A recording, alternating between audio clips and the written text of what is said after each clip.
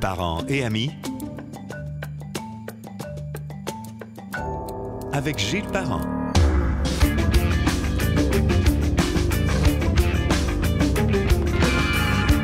Bonjour, bonne année, on va dire bonne année tout de suite, Simon. Bonne année, Gilles. Bonne année. Écoute, c'est une année exceptionnelle. Elle est déjà annoncée parce que j'ai demandé à Simon. J'ai dit, veux-tu collaborer avec moi techniquement? Là, il est venu nerveux, la chaleur qui coulait entre les deux yeux. Et je veux pas savoir ailleurs, mais vraiment, fait que j'ai dit, quand ça va être le temps? Attends, mon signal, énerve-toi pas. Tu payes sur Rec. As-tu senti mon anxiété? Non, j'ai compris que tu étais engagé. Ton engagement. Ah, merci. C'est un des plus beaux doigts que j'ai vu peser le Rec. Comment vas-tu? Ça va super bien, toi. Hey, bonne année. Mais on sera pas menteur jusqu'au bout. On vous souhaite bonne année si vous écoutez le 3 janvier ou le 5 ou le 7. Mais on est le 6 juillet actuellement. J'adore. T'es allé plus loin que je... Mais c'est entre les deux. On enregistre autour du 20 décembre présentement. Alors, on vous le dit parce que dans les éléments sur lesquels on va s'arrêter, entre autres Trudeau, ben, si jamais il démissionne le 23 décembre, le joyeux Noël, Monsieur Côté, on pourra pas vous l'avoir dit, mais en dehors de ça, on vient plus sur l'année et sur l'ambiance générale des entrepreneurs, le travail, on n'a pas tout réglé, là. Non. Puis écoute, il y a 2025 va être... écoute, je me retiens, je dirais en français un shit show. J'ai l'impression que... imprévisible peut-être? Ça serait peut-être le mot de l'année? Écoute, le taux de chômage remonte. On sait que l'élection de Trump, dès qu'il soumet quelque chose, il lève la main puis tout le monde s'énerve. Y a-t-il un pouvoir fou? C'est hallucinant. C'est impressionnant comment est-ce qu'il est omniprésent. Il se déplace actuellement sur le globe. On l'a vu à Paris avec le... Écoute, comme s'il était déjà en poste. Oui, mais mais il faut que je sois honnête. Quand j'ai écouté la cérémonie, écoute, ça durait 5 heures à TV5. Moi, j'ai écouté 25-30 minutes à un moment donné, là, voir des chapeaux, puis des soutanes. Ah oui, il y avait des belles soutanes de couleur, puis il y avait tout un travail. Mais écoute, je faisais juste surveiller Trump. Il va arriver avec qui? Il va être assis avec qui? Oui. Il va être en avant exactement? Il va être tout seul? Est-ce que Elon Musk va aller à côté? Est-ce que sa femme va être là? Non, elle n'est pas là. Oui. Trudeau, es-tu là? Non, Trudeau n'est pas là. Fait que finalement, sans l'avoir prémédité, j'étais comme à peu près tout le monde sur la planète. Il fait quoi, Trump? Il est là. Ah, ouais, il représente qui? Il n'est pas encore élu. En fait, il est élu, mais il n'est pas encore en poste. Fait que, non, il rayonne. Moi, je l'appelle le PDG de la planète. Oui, c'est vrai. Influenceur. Oui. Un peu féroce dans sa façon d'être, de toute évidence. Totalement. Pour ne pas dire autre chose. Mais en même temps, aussi un pouvoir. C'est un aimant. Puis, en même temps, il représente pour beaucoup de monde, et je pense beaucoup au Canada, tu m'en parleras parce que c'est toi l'ami des entrepreneurs, mais il représente beaucoup d'espoir pour les gens. Les gens s'accrochent au message qu'on a entendu. Les gens ont de l'espoir pour Elon Musk aussi, qui dit qu'il va diminuer la taille de l'État. Il y a beaucoup de monde qui s'accroche à ça. Mais Trump, tout ce qu'il fait... Ça fait longtemps qu'on nous promet ça. Même au Québec, rappelle-toi que Charest, au début 2000, 2001, 2002, était élu avec la réingénierie de l'État. Ça a bien été. Oui, il engageait plus de monde à chaque année. M. Legault avait dit qu'il diminuerait l'État de 10 000. Oui. Il l'a augmenté de, je sais pas, 40, 45 000 en tout. Donc, c'est quelque chose qu'on peut espérer. Écoute, moi, je suis pas un fan d'Elon Musk. J'admire l'individu. C'est-à-dire... C'est un gars immensément intelligent. Les créations qu'il fait, les réalisations qu'il fait, on peut pas nier ce qu'il fait. Mais 12 enfants... C'est pas M. Équilibre, il le dit lui-même. C'est ça. C'est un gars qui a beaucoup d'idées, il y a beaucoup d'intérêts multiples, il y a beaucoup de choses qu'il aime et qui est capable de... écoute, il a prouvé par ses inventions, puis sa façon de mener Tesla, entre autres. Là, il y a une audace, il a pas peur de rien. Non. Il est baveux. Faut être baveux. Et puis, il n'a pas peur de l'opinion des autres. Je sais pas qu'est-ce qu'il fait avec Trump, un baveux de même. Je sais pas mais combien de temps ça va durer? Mais ça ne durera pas parce qu'il peut pas avoir deux coqs. C'est sûr que ça va éclater. Il y a trop de coqs dans ça. Mais à la cérémonie dont tu parlais, il est avec Jill Biden. Il y a une photo avec Jill Biden qui sourit, ce qui est rare parce qu'il ne voit pas sa femme sourire souvent. Alors, il devait être content d'être assis à côté d'une femme qui souriait. Et puis, mais je sais pas si tu as vu, il l'a repris parce que c'est rendu CVC, là, QVC, Trump. Il vend toutes sortes de patentes, des bas, des pins. C'est incroyable. C'est une farce. C'est un Taylor Swift à sa façon. Tu sais, Taylor Swift, tu as le site buytaylorswift.com. Écoute, c'est un magasin. Mais Trump, pareil. C'est pareil. Dans le fond, j'allais dire, puis écoute, c'est pas d'en faire l'éloge, c'est que c'est un phénomène tellement spécial qu'il va y avoir quelques chapitres dans les livres d'histoire sur ce gars-là, parce que il arrive à faire... on dirait qu'il n'a pas changé. C'est le même. Essentiellement, je pense. Ah oui, mais c'est exactement le même. Tu vois des vieux, alors qu'ils n'étaient même pas des vieux clips où il y avait des entrevues, où ils critiquaient le système américain, ils critiquaient les présidents en place. Il y a 25-30 ans, tu penses? Exactement. Oui. Puis il a jamais changé. Souviens-toi quand il avait dit « Je pourrais assassiner quelqu'un à Times Square, puis je m'en sortirais ». D'après moi, oui. Il est en train de le prouver. Il est en train de le prouver. Et justement, ce que je disais, il a repris ça il a pris la même photo et il a pour mettre en promotion sa nouvelle fragrance. C'est que même ses ennemis peuvent pas. Il a écrit ça, même les ennemis peuvent pas. Ça répète bon, mais peuvent pas l'éviter ou ne pas s'en approcher. Puis tu vois Jill Biden qui sourit à côté de Trump. Il n'y a aucune gêne. Il se permet de dire n'importe quoi. On l'a vu dans les derniers jours avec le 51e État. Mais quand écoute, le gouverneur du Canada. Il fait ça. La photo avec les rocheuses, toute la patente qui sont pas les rocheuses canadiennes, mais ça, lui, il s'en fout pas mal plus que l'effet est le même.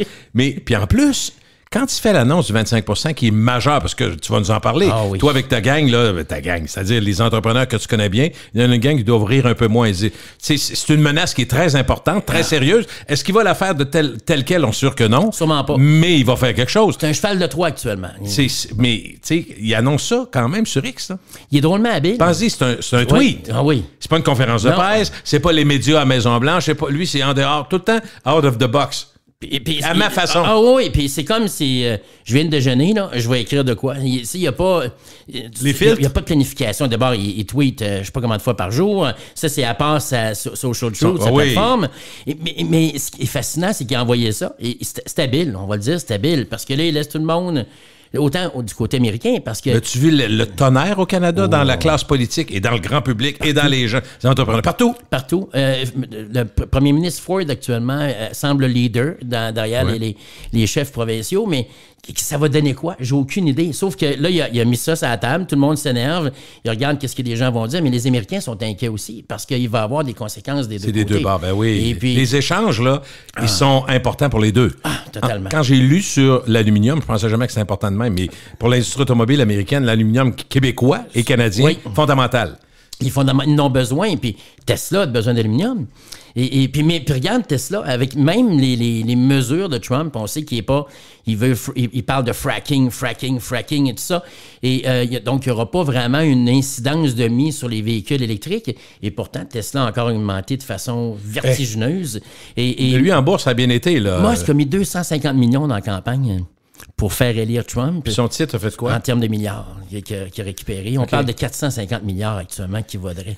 C'est indécent, Gilles. Oui, il y a quelque chose d'indécent. Puis, on rit en le disant parce que, mettons, il y a 30 ans. 30 ans, ça nous amène en 90. Oui. Je te fais un scénario comme ce qu'on a vécu avec Trump cette année, puis c'est impossible. Tu dirais, Gilles, va prendre une autre gorgée. Là. Ah, mais absolument. Tu files pas. Puis t'aurais pas cru un quart de millième de seconde de ce que j'aurais dit.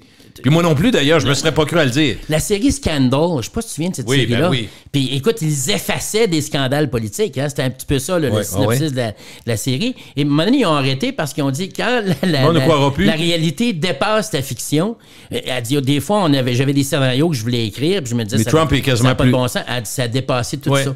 Elle dit, fait que finalement, elle dit, il y a des semaines où on tournait, puis on disait, est-ce que ça aurait du sens? Est-ce que les gens vont nous prendre au sérieux? Mais là, elle dit, tout ce qu'on écrit, là, elle dit, on peut jamais aller aussi loin que l'actualité l'est devenue.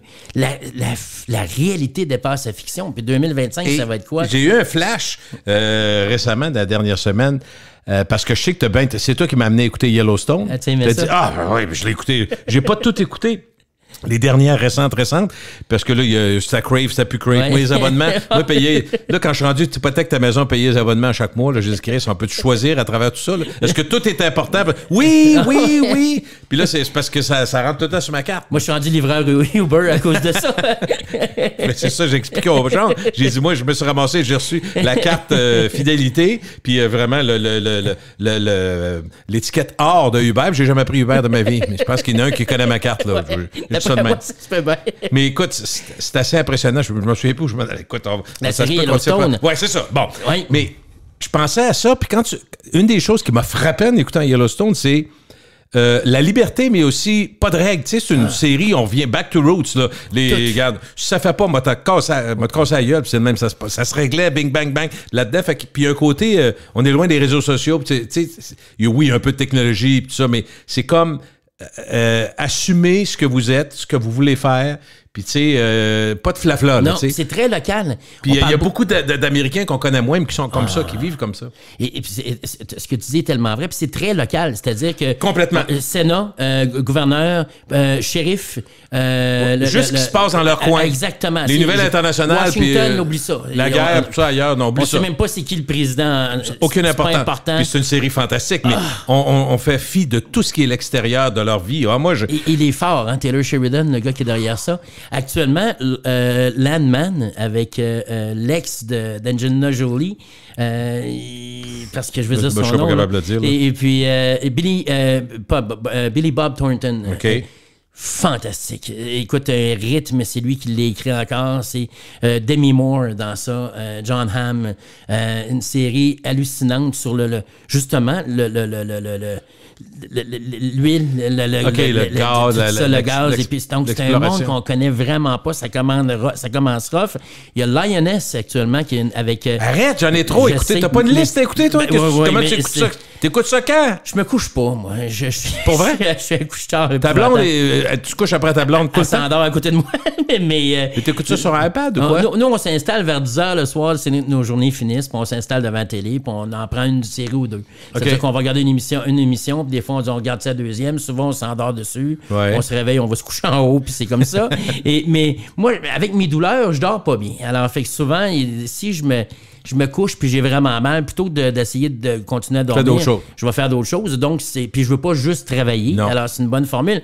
Mais Taylor Sheridan, actuellement, il y a Landman, il y a Lioness avec Nicole Kidman, Zoé Saldana. C'est une série hallucinante. C'est sur Netflix ou... C'est sur Netflix. Morgan Freeman joue dans ça. Oui. Écoute, c'est une série... pas sur Netflix, elle est sur Paramount. Et qui diffuse sur Prime. Un des 12 que je dois payer, j'imagine. Écoute, c'est hallucinant. Mais c'est... Les dialogues des séries, les personnages sont forts. Lui, il fait des apparitions dans Yellowstone, Taylor Sheridan, et je sais pas comment il y arrive.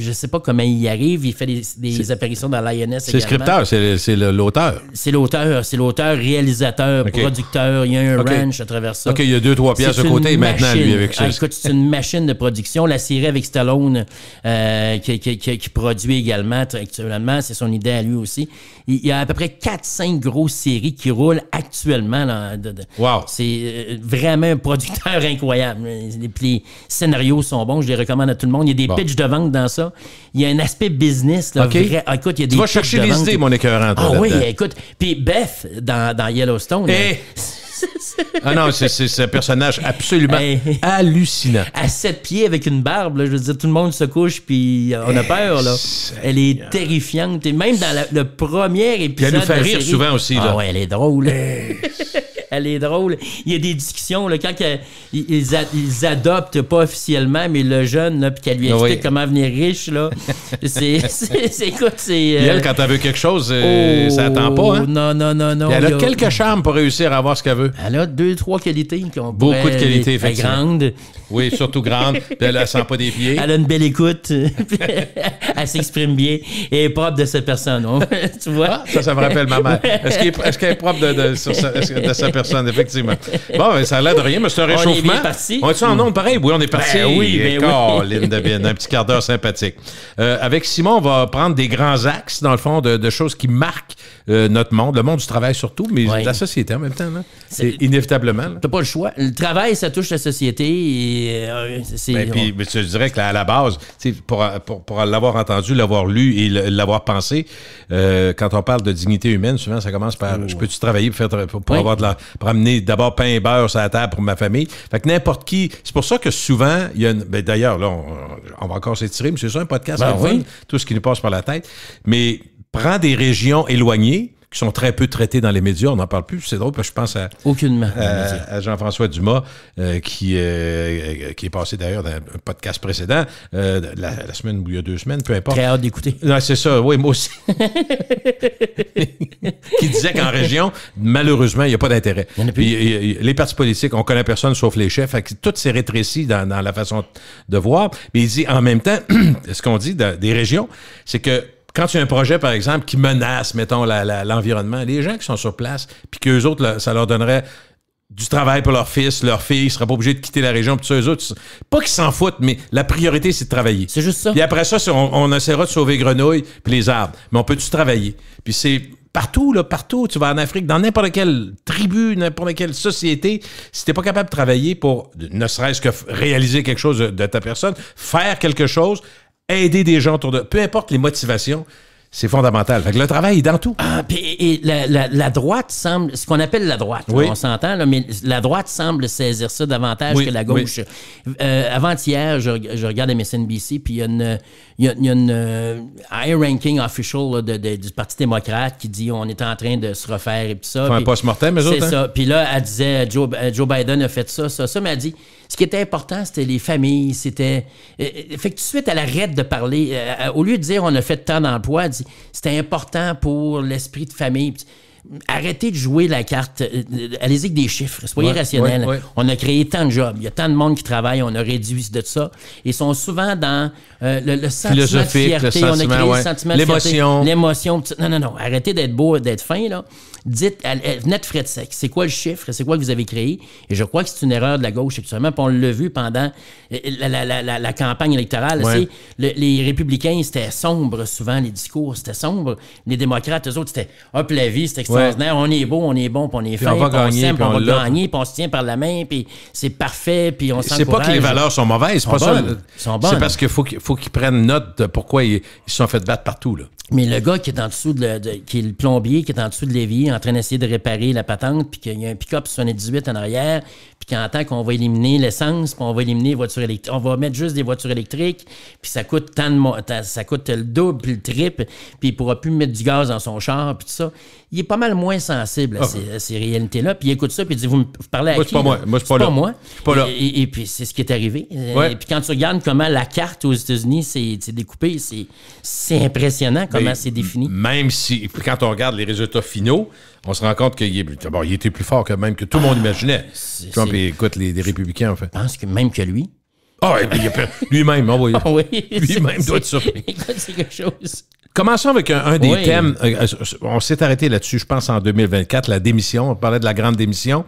On a beaucoup parlé de la grande démission les dernières années, mouvement où plusieurs travailleurs ont quitté volontairement leur emploi, souvent pour chercher un meilleur équilibre de vie, nouvelles opportunités. Aujourd'hui, on a un nouveau phénomène, Simon, tu vas nous en parler, qui prend le relais, la grande démobilisation. C'est plus seulement une question de départ, mais de désengagement profond des employés qui restent en poste, mais qui se sentent déconnectés, démotivés. Mais ils restent pour la paye, on peut dire ça? Ils restent pour la paye. Ils restent pour la paye. Ils achètent la paie. OK. C'est comme, je suis pas heureux. Va prendre mon trou, fermer ma gueule, je ramasse ma paye. Demande-moi-en pas plus, j'en ferai pas plus. Souviens-tu qu'on parlait de présentéisme? Oui, complètement. C'est vraiment du présentéisme. Les gens sont là. T'es là. Je t'en donnerai pas plus. Je finis à 5 heures. À 5h01, je suis dans la porte. Appelle-moi pas chez nous. Je veux pas de promotion. Je veux pas de préoccupation. Donne-moi pas de responsabilité. Forme-moi pas. C'est vraiment... Mais ça sonne tellement crissement appel. Ah oui, mais c'est vraiment ça. Je te fais le faveur. Je viens travailler chez vous. Signe mon chèque de paye. Et c'est vraiment c'est une croissance, ça, que ça se voit de plus en plus? Ça se voit de plus en plus. Mais on recule d'un côté un peu. On n'avance pas. Là. On n'avance pas du tout. Mais en même temps, là, on parlait justement de Yellowstone. Puis si tu me permets de faire un grand tour. Oui, donc. C'est que... C'est excitant je regarde des gens autour de moi parler de retraite. On est rendu à cet âge-là. Ma vision de la retraite n'est pas la même que mon ami Bob qui est plombier. Non. Et pas la même qu'un de mes chums qui fait des toitures. ils ont mal partout. Ils sont fatigués physiquement, sont maganés. Puis leur travail ne sera pas plus excitant demain. Ça va être la même chose. Ça va être la même chose. Alors, il y a des emplois où que les gens ils regardent ça et ils disent, ben moi, c'est ça ma réalité. C'est ça que j'ai étudié ou pas, mais ma réalité, c'est ça. Ce que je connais là, faut que je l'accepte. Ça ne sera pas grand-chose de plus que ça. Alors, pourquoi je me tuerais à l'ouvrage? Et puis, pourquoi je me donnerais davantage? Je n'aurai pas de promotion, j'en veux pas nécessairement. Je veux pas avancer, je veux juste faire ma petite affaire. Laissez-moi tranquille. Je vais faire ce qu'il faut, pas plus. Peut-être un petit peu moins, mais ça va ressembler à ça. Et c'est ce qu'on retrouve. Lorsqu'on parle de la grande démobilisation, c'est ça. Les employés ont quitté l'engagement, la fierté, l'idée de vouloir appartenir à quelque chose, pas important. Mais je me rappelle d'avoir entendu, je sais pas, ça devait être probablement un des chroniqueurs ou chroniqueuses que j'ai eu, qui disait c'est pas tous les secrétaires qui rêvent d'être secrétaire du boss, puis c'est pas tous les employés qui rêvent d'être boss non plus. Fait que ça, c'est comme à la puissance 10, c'est ça. Moi, regarde, je fais ça, merci. Oui. Et totalement. Puis je voyais récemment Denzel Washington qui disait il me reste à peu près un film. Il vient de faire Gladiator 2, puis là, il me dit il me reste à peu près un film. Il sait que, il est pas. Il s'achève, il dit il dit il y a des réalisateurs qui, s'ils m'appellent, je pourrais pas dire non. Parce que je vais avoir envie de travailler avec eux autres, dépendamment qui on me dit. Il ne prendrait pas n'importe quoi. Non, mais. Il a dû faire 2-3 piastres aussi, là. D'après moi, ça va bien. Ses enfants vont bien aussi. Il n'y a pas de stress. Il y a un bon nom. Là, il joue Othello là, sur Broadway dans la prochaine ça va être quasiment un plaisir. Je ne dis pas qu'il n'est pas payé, mais je veux dire. Non. C'est quand même le fun. J'espère qu'il est payé, parce que j'ai regardé les billets, puis. C'est peut-être. Mais c'est quoi? C'est une coupe de sang? C'est une coupe de sang chacun. J'aimerais ça le voir, mais notre dollar. J'ai pas d'argent, je peux-tu voir juste tel haut? Je sais pas. Le haut? Tu veux juste juste un petit peu. Juste tel. Il veut apparaître, tu sais. Mais j'aurais aimé ça, par contre. J'aurais vraiment aimé ça, mais on rajoute, on va prendre l'avion, on va prendre l'hôtel. Finalement, c'est 5 000. 5 000 pour aller voir Denzel. Je parlerai pas, là, puis il dira pas « Hey, Simon! » Mais c'est une des choses qui m'a été dite. Ceux qui ont décidé, les parents, mettons, qui ont ramassé de l'argent, qui se sont fait un projet pour aller voir Taylor Swift, ils ont acheté des billets à 500-600, OK? Canadiens. Puis ils sont allés ensemble à Toronto. À moins d'avoir une tente à Toronto, ben, pas une tente pour coucher dehors, là, une tente, là, on comprend. Mais à l'hôtel, ça a donné que les hôtels, les prix des chambres avaient doublé puis triplé. Je sais pas pourquoi. Je comprends pas ça. Fait que, tu sais, c'est une autre affaire de 5 000 là, quand tu y allais. Pas très long, là. C'est pas très long. Et ça coûte des fois. Pendant le week-end de la Coupe de golf President's Cup qu'on a eu à Montréal, je donnais une formation, pas une formation, des conférences à Montréal, que je donne avec un client depuis 2000. Il avait oublié de réserver ma chambre. Simon, j'ai fait une erreur. Fait qu'il dit, trouve-toi quelque chose. Et puis, il dit, mets ça sur ta carte, puis je vais te le payer. Et 2 jours, ça m'a coûté 1100$ au Holiday Inn Select. Au coin Bleury. Holiday Inn, 600? Ouais, c'est 550 1100 par pour nuit. 2 soirs, là, puis j'avais pas une suite. Là, je te confirme que c'était pas une suite. C'était même pas proche d'être une suite. Là. C'était la chambre régulière à 1100$ pour 2 soirs. Alors, fait que ceux qui sont allés voir Taylor Swift, puis... T'avais-tu les bedbugs en extra? Oui, mais je les ai adoptés. Adopte un bedbug? Exactement. Mais, alors, fait que quand tu regardes Denzel Washington, ce qu'il disait, il dit, moi, je me dirige pour aller derrière la caméra. Je veux pas être front, je veux faire mes affaires. Puis il va rester connecté avec ce qu'il aime, le cinéma. J'aime l'industrie, j'aime les acteurs, j'aime le monde, mais j'ai pas envie d'être à l'avant. Et donc, tu vois, ça va être sa retraite à lui. Mais la secrétaire, le type qui est installateur, le type qui est livreur et tout ça, quand même que tu dirais, là, on va faire ça, puis on va faire... L'engagement n'est pas le même. Puis je le vois quand je donne des cours de service à la clientèle dans des compagnies où, dépendamment de ton poste, tu n'as pas la même vision. Tu n'auras pas les mêmes questions à la fin de la conférence. Hein, qui vont venir, M. Saint-Hilaire, telle affaire, tout ça, Les gens aiment ça pareil, puis ils viennent me dire, puis ça, puis ils trouvent ça bien le fun. Mais le représentant, lui, mettons qu'il y a une commission ou le cadre qui peut avoir des bonus ou des choses comme ça a un impact différent. Mais la personne qui est livreur, lui dit, moi, ça ne change rien dans ma job. C'est drôle parce que ce que tu dis là, la mouvance, le travail, tout ça, puis préparer sa sortie. L'autre jour, j'ai pris un taxi. Ça arrive encore qu'on prend des taxis. Tout le monde prend des Uber, mais moi, j'ai encore le numéro de téléphone 525-5191. 653-7777 à Sainte-Foy. Ils répondent encore. Puis il y a un nouveau système qui est installé, mais la moitié des employés ne savent pas comment ça marche. Ça va bien. C'est quoi la technologie pour bien des gens? Mais donc, mon chauffeur, c'est quelqu'un, un vieux de 65, de mon âge à peu près. Puis il me disait justement, moi, j'ai travaillé comme poseur de toiture, tout ça. Puis, non seulement quand il fait chaud, c'est dur, mais c'est pesant. Tout est pesant, tout est dur. Fait qu'il dit, j'étais scrap. Là, je m'installe dans une belle voiture, c'est pas à lui. En plus, il n'y a même pas le stress de ça. Il est chauffeur pour quelqu'un d'autre. Belle voiture propre, il garde ça propre, transporte du monde. Il dit, j'aime ça, j'ose avec le monde. Il dit, moi, c'est parfait, ça occupe mon temps.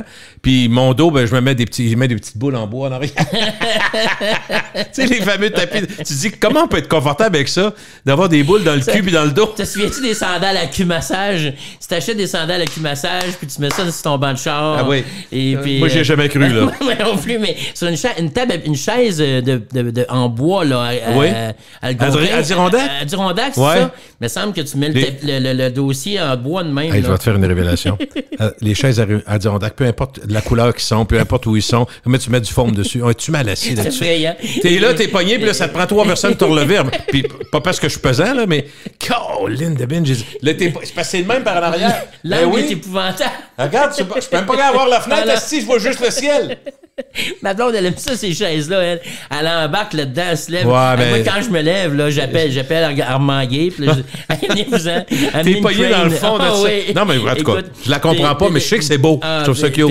En plus, il n'y a pas de place pour les cuisses. C'est tout étroit. En tout cas, ça n'a pas été fait pour moi. Okay. Moi, celle que j'aime, c'est celle à Tremblant, l'immense. Là. Ah ouais, faut que je grimpe dedans. Celle-là est parfaite. Puis après, c'est juste à tomber en bas. C'est beaucoup mieux. Mais quand ça, on vient à quoi? Denzel, peut-être? Avec Denzel. Mais ça, on vient là, pour la démobilisation, le désengagement des gens. Qu'est-ce qui crée ça? Il y a une fatigue mentale. Les gens, on se rend compte qu'il y a une fatigue mentale qui est là. Il y a un épuisement. Les changements au niveau du travail, ça fatigue les gens. Les gens aiment moins ça. L'augmentation des responsabilités. Les gens trouvent ça difficile, prenant. C'est-tu le fait aussi que quand ils font des mises à pied, ils ne remplacent pas tout le temps. Hein? Pas de beaucoup. Mon chum me disait, il y a eu, mettons, dans son, pas le département, mais sa compagnie où lui travaille, mettons 30-40 personnes sont parties, il y en a à peu près 10 de rentrée. Il y en a 25-30 qui sont pas là. Non. Fait que c'est tout le monde qui est plus ouvert, hein? Responsabilité. Tout le monde doit en prendre plus. Fait que c'est pas tout le monde qui aime ça. On les remplacera pas. Et souvent, l'environnement de travail est inadéquat. Les gens disent, écoute, vous nous donnez ça, là, on se donnera pas de trouble. Et puis, le modèle hybride télétravail aussi... Ça fait pas à tout le monde, hein? Ça fait pas à tout le monde. Puis d'ailleurs, on commence, Gilles, à sentir la fin à ce niveau-là. Il y a des grandes corpos qui ont commencé à dire « Venez-vous-en, c'est terminé ». Je blâme tout le monde dans ça. Souviens-toi, lorsque pendant la COVID, on l'a vu, l'évolution, c'est vrai. Ah oui, puis je disais, à un moment donné, on disait, toi et moi, il est temps de... C'est terminé, là. Asseyez-vous, puis établissez les règles de ça. Parce que pendant la COVID, c'était facile. Ah oui. Allez-vous-en chez vous, prenez un ordinateur, puis organisez-vous. Puis en plus, c'était comme forcé par le gouvernement. On n'a pas le choix. Fait que la réalité était là, mais on a... Je pense, à partir du moment, je me rappelle, une des chroniques que tu as faites, c'est un game changer, mais c'est vrai, parce que tu as dit, là, c'est rendu, je parle avec des patrons, puis les patrons ils sont même plus directeurs, c'est les employés qui décident ce qu'ils veulent, puis tu as dit, ça ne pourra pas durer toujours. Puis là, tu es en train de voir le revirement. Oh, puis l'autre affaire, c'est que là, ils disent, venez passer 2 jours au bureau, puis là, les employés disent, ma fille ne file pas, elle fait ses dents, il y a toujours 42 raisons pour lesquelles ils ne veulent pas y aller. Quand tu calcules toutes les fois que c'est arrivé, tu te rends compte qu'elle a 76 dents, sa fille. C'est tout qu'un phénomène. Fait qu'elle va finir au musée, elle. Tu peux y dire tout de suite. Ça, c'est comme les 7 grands-mères qui sont mortes, hein? C'est ça. Et puis quand elle perd une dent, elle a de la crypto.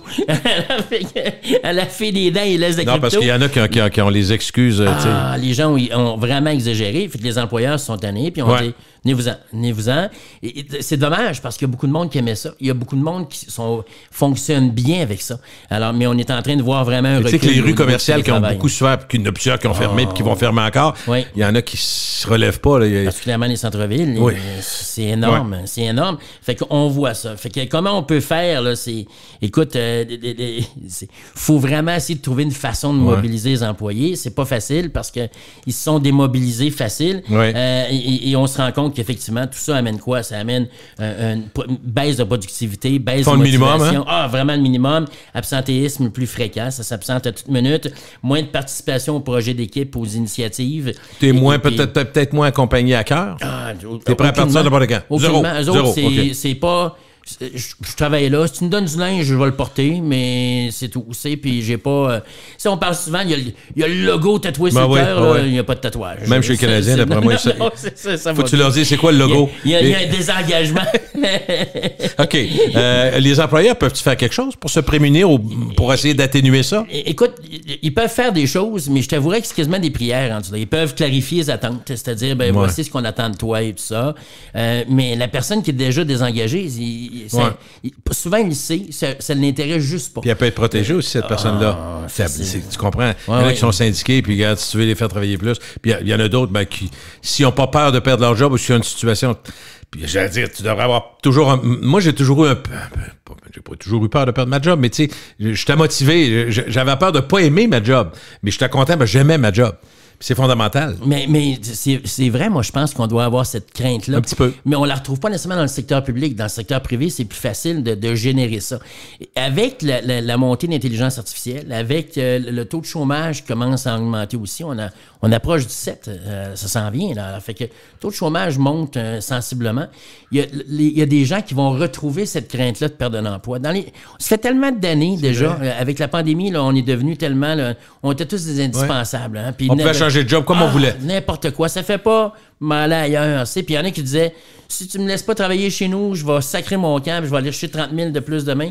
Mais là, moi, je vois des gens qui cherchent des emplois depuis plusieurs mois avec des bons CV. T'as raison. J'en connais moi aussi. Ça fait des mois. Puis des bons CV, comme tu dis, beaucoup d'expérience, des valeurs ajoutées extraordinaires, mais il n'y a pas de job. Pas de job. Puis souvent, on n'engage pas. Non. Et donc, c'est pas facile. Fait que... Mais c'est un retournement rapide. Regarde, 2020, la pandémie commence. Christian, ça fait pas 4 ans complets. Non. Les nouvelles tendances... Coco Chanel disait, il n'y a rien qui se démode plus vite qu'une mode. Et c'est pas faux. Vrai. Et les tendances, c'est un petit peu ça. Je te disais, le télétravail, c'est là pour rester. Tout d'un coup, gars, tu vois, on se rend compte que... Pour certains, mais pas pour tout le monde. On le voit, là. Mais les indicateurs, à l'époque, nous disaient, ça va rester dans l'offre. Tout le monde y trouve son compte. C'était encore la lune de miel, un petit peu. Tu sais, les employeurs aimaient ça, les employés aimaient ça. Souviens-toi, il y avait des gens comme la Banque de Montréal qui disaient, il n'y a pas de baisse de productivité. Tout le monde était, à une époque, assez satisfait de la patente. Mais si l'entreprise est dans les profits, l'allégresse, ça va bien, les contrats rentrent à la pine à la planche, tu vas au moins questionner ça. Mais si ça se met plus serré, les finances, bon, on sait, là, les taux d'intérêt sont assez... Même s'ils ont commencé à baisser pas mal, mais ça paraît pas pour tout le monde. Non. C'est encore assez élevé, là. Aller emprunter pour du commercial, pour tu sais, une marge de crédit personnelle, mais pour la consommation, c'est pas à 3,5, là. Non. Ça va être 6-7, là, pareil. T'es pas à 9-10, mais quand même. Fait que, tu sais, puis l'employé dont on parle souvent, c'est quelqu'un qui n'a pas d'action en bourse. Souvent, il n'y a pas nécessairement... Protection moyenne. De côté, il n'a pas bien. Il n'a pas bien. Puis alors, fait que lui, quand il entend parler que l'économie va bien, là, il dit, vous parlez de quoi? Parce que pour lui, son économie, c'est... Puis on l'a entendu dans la campagne électorale américaine, c'est le panier d'épicerie. C'est le coût du gallon d'essence ou du litre d'essence. C'est ça qui touche monsieur, madame, tout le monde. Mais juste une petite anecdote, c'est effrayant. J'ai l'impression qu'on tire partout. On a une demi-heure de fête, puis on n'a rien dit, mais c'est faux, là. Mais je veux juste te dire que j'ai vécu l'autre jour au IGA. Ça n'a rien à voir avec IGA, mais c'est pas ça à l'épicerie, j'aurais pu dire. Bon. Mais je suis dans une rangée et je note. Ça fait longtemps que j'ai pas acheté de céréales. Tu vas me dire que c'est pas important, là. Mais moi, je suis dans des périodes céréales ou toast ou muffin anglais. Je m'écœure puis je passe à d'autres choses. Bon, pour le déjeuner, je parle. Fait que là, je regarde des céréales genre à l'érable, tu sais, puis il y en a petits fruits. Tu sais c'est quel? Petits fruits croquants à l'érable. Bon, peu importe. Je vois le prix, 9,89. Oh, puis c'est pas la jumbo, là. Non, ben non. 9,89, je dis... Moi, je fais le saut, mais je me suis pas écœuré à moi-même. Je continue. Mais là, il y a une dame qui voit ça. Puis il y avait un monsieur qui avait comme... C'était pas marqué gérant, mais tu sais, il y avait l'habit un peu plus... la démarche. Il faisait le boss de la place, tu sais. Fait qu'il dit, vous avez pas honte, la madame? Il a dit ça. 10 piastres, monsieur, payeriez-vous ça? Elle a comme fait une crise. Le gars dit, madame, c'est pas moi qui fais les prix. Puis bon, il n'y a pas eu de bataille, là.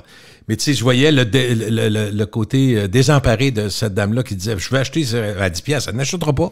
Écoute, peu de fois dans ma vie, je me suis empêché d'acheter des choses. Et puis, où j'ai remis en question certains achats comme ça à l'épicerie. Moi, j'ai envie de manger ça, je vais manger ça. Puis, si je veux manger un steak le mardi... Mais là, il y a de quoi de nouveau, Simon, là-dessus? Là, ça monte. Non, oui, mais pas juste ça. On connaît les prix maintenant. Oui. On était appelés à regarder un peu plus les prix. Puis là, les gens vont à l'épicerie puis ils savent plus ce que ça vaut. Fait que quand tu vois la margarine à 9 pièce, puis qui, des fois, est en spécial à 5,30, il va entendre. Puis c'est un des problèmes des rabais. Quand je vois les manufacturiers automobiles dire 12 000 de rabais pour la voiture à la fin d'année... Ça m'a coûté quoi, moi, pour vrai? Ben c'est ça. C'est un. Puis l'autre affaire, c'est que si tu es capable de me donner 12 000 de rabais au mois de novembre, comment ça que tu peux juste me donner 200$ au mois de juillet quand je l'ai acheté le véhicule, puis tu me dis que tu n'as pas de marge? Ça passe moins bien, ouais. Alors, quand tu as des rabais agressifs comme ça, là, puis là, tu regardes le beurre, là, tu dis, il est à 5$, on va en acheter 2-3. Ouais. Et puis, mais là, quand tu le vois à 9$, effectivement, tu dis, ça n'a pas de bon sens, c'est exorbitant. Pas si bon que ça pour la santé. non.